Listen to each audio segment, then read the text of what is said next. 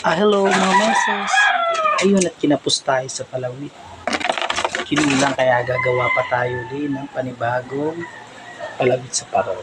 Pero nga pala ginupit ko na mga meses yung ating kinuha mga Mountain Dew, yung T-bottle ng Mountain Dew.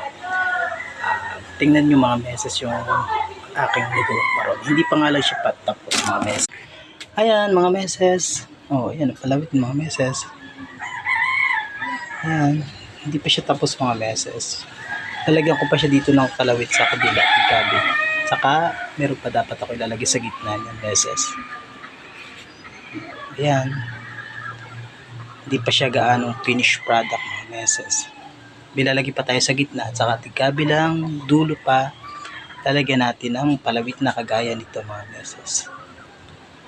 Diba mga meses? Kaya gumagawa pa ako nito. Ayun mga meses, kaya gagawa pa tayo para sa dalawang pampalawit. Yun lang, bye-bye mga meses. Abangan ang finished product.